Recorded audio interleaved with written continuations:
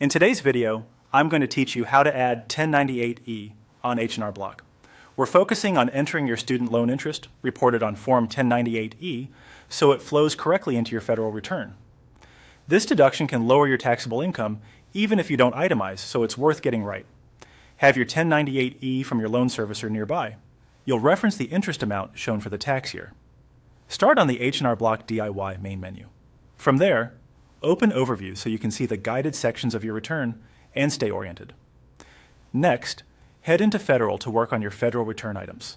If you've jumped around or are returning to a saved file, choose Go to the beginning of my return. This resets the guided interview so each screen appears in the intended order. On the introductory screen that follows, click Next to move forward. Now choose Income.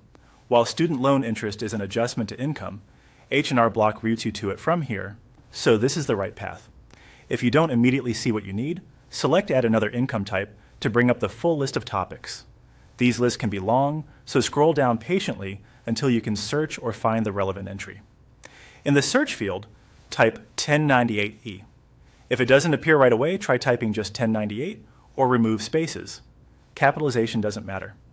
Avoid typing 1099, which is a different family of forms.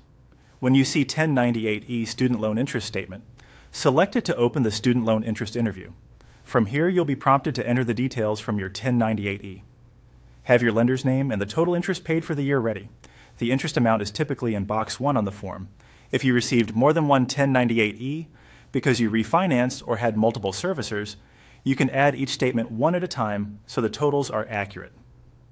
A few quick tips as you proceed. You can only claim interest you actually paid during the tax year, not principal or fees. The deduction may be limited based on your income and filing status, and if someone else can claim you as a dependent, you generally can't take it. If you made payments but didn't receive a 1098E because the interest was under your servicer's reporting threshold, you may still be able to enter the amount you paid as shown in your loan account history. Once your information is in, continue through the follow-up questions and click Next to return to your overview. That's all it takes to navigate from the main menu to the 1098E entry in H&R Block.